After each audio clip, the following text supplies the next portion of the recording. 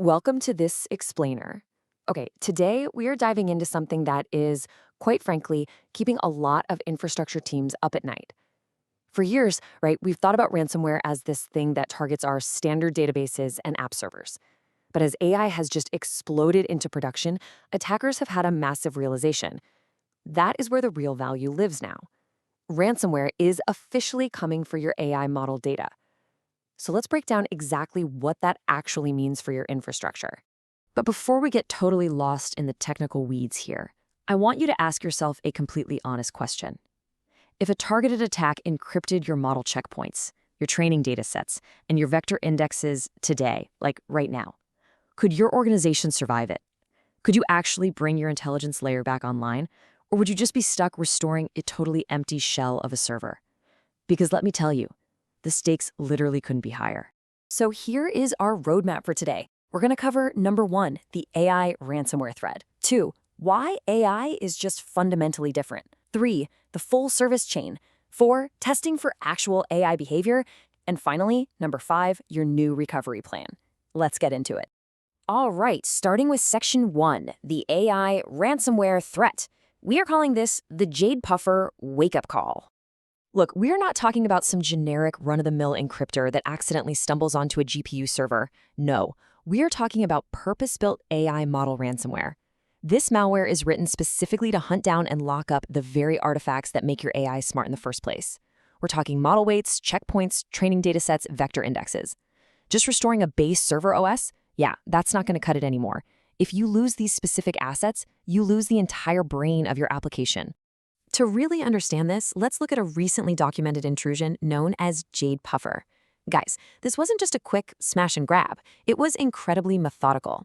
Step 1, the attackers found a vulnerable Langflow instance, a super common tool in AI application development. Step 2, they poked around for cloud credentials and API tokens, eventually finding an exposed Docker socket. Bingo. That gave them massive infrastructure privileges. And step 3, this really shows their persistence. When their first payload failed, the attack process actually adapted on the fly. It kept running multiple scripts until the custom AI ransomware finally hit its mark. So you've got application exposure, container privilege, and automated adaptation all rolled into one. Your AI infrastructure is now a highly targeted, distinct attack surface. Moving on to section 2, why AI is different, or as I like to think of it, shattering the status quo. So traditional ransomware is awful, right? It creates this brutal operational headache by locking up standard SQL databases or regular business apps. But AI ransomware? It is hunting for highly specific, incredibly valuable files. During that Jade Puffer activity we just talked about, the malware specifically targeted PyTorch and TensorFlow models. It went after GGUF and GGML weights, FAISS indexes, and training data formats like Parquet and NumPy. It's crazy. Attackers are literally learning exactly where your AI value lives, and they're writing custom code to destroy it. Now, you might be sitting there thinking, well, hey, I just use an open source model. If it gets hit, I'll just download it again. No big deal. But consider the stark difference here. Sure, a public-based model like a Llama or a Mistral, easy to grab online. But your internal AI assets? We're talking about months of fine-tuning, your carefully curated proprietary datasets, all that internal retrieval content, and your custom embeddings. If those get encrypted and you don't have a solid backup strategy, they might be gone forever. The base model is literally just your starting point. Your internal assets are what actually make the tool useful to your business. Which brings us to section 3, the full service chain.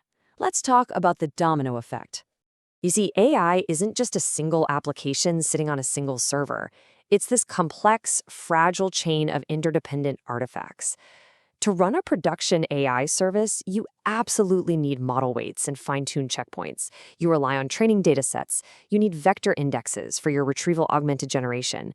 You need serving configurations, specific container images, API keys, GPU drivers, and even the evaluation datasets you use to prove the model is actually safe. It's like a giant house of cards. If you lose even one piece, say your vector index gets encrypted, but your model weights are totally fine, well, the service might technically boot up, but it is absolutely not going to behave right. It'll hallucinate, or it'll completely lose access to the private company knowledge it needs to answer user questions. And that leads us to a really harsh operational truth. If nobody owns the recovery question, the answer is almost always discovered during the outage. Anyone who has survived a 3 a.m. Severity 1 incident knows exactly what I'm talking about. That unique, awful pain of realizing your backups don't actually cover your dependencies. Like, who is responsible for backing up the vector database? Who's backing up the fine-tuning pipelines? If you don't know exactly how long it takes to rebuild all those interconnected assets we just laid out, you are carrying a massive amount of operational debt. Realizing that your AI service takes 3 whole days to reconstruct while your customers are sitting there waiting, yeah, that's a total nightmare scenario. Let's pivot to Section 4, testing for AI behavior well beyond just the virtual machine. There is a massive misunderstanding in IT right now when it comes to AI infrastructure. A restored virtual machine can look technically perfectly healthy while the AI service itself is completely and functionally broken. Think about it.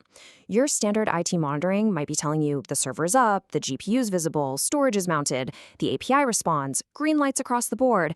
But what if that restored model is an older version? What if the vector index is stale and missing the last 3 months of your company's data? Or what if a tiny mismatch in your embedding model is quietly spitting out terrible results? You can have 100% perfect technical VM health and totally disastrous AI service health without ever setting off a single traditional infrastructure alarm. So how do we actually fix this? Well, true AI disaster recovery requires application-level validation. Here's how you do it. Step 1, you have to test a complete restore into an isolated environment. Step 2, you need to manually, or better yet, programmatically, verify those model versions, the expected datasets, and the state of your vector stores. And step 3, this is the most important one, you absolutely must run a small set of known functional evaluation cases. You have to feed the AI prompts and verify the outputs. The goal here isn't just to prove that Linux booted up successfully.